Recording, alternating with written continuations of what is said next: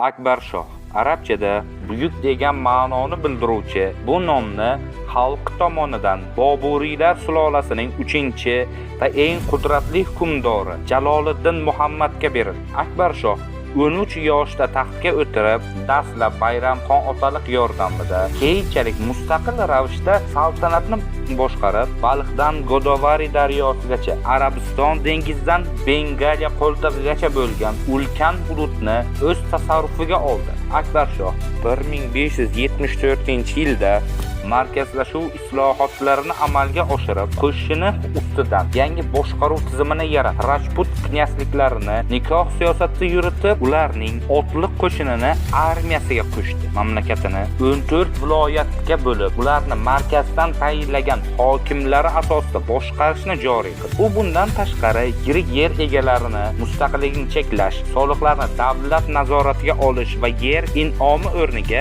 maosh to'lash tizimini joriy etish kabi islohotlar o'tkazdi. Qishloq xo'jaligi va savdoni rivojlantirib, Yevropa bilan aloqalarni kengaytirdi. Natijada imperiya iqtisodiyoti 3 baravarga o'sdi. Akbarshoh turli dinlarga e'tiqod qiluvchi xalqini diniy bag'rikenglik tamoyillariga asoslanib boshqardi. Musulmon bo'lmaganlardan olinadigan jizya solig'ini bekor qildi. Hindularni yuqori lavozimlarga tayinladi va turli dinlarning uyg'unligiga asoslangan diniy ilohiy e'tiqod tizimini yaratdi. Garchi bu oqim uning vafotidan keyin yo'qolgan bo'lsa-da, diniy murosaga asoslangan boshqaruv an'analari saqlanib qoldi. Shu bilan birga Akbarshoh san'at va ilm fanga homiylik qilib, Delhi va Agrada madaniyat markazlarini yaratdi. Uning hukmronligi davrida Temuriylar va Fors islom madaniyati Hindu unsurlari bilan uyg'unlashib, Boburiylar san'atining o'ziga xos uslubini shakllantirdi. Akbarshoh amalga oshirgan islohotlar natijasida uning avlodlari Hindistonda deyarli 250 yil hukmronlik qildi. Uning merosi esa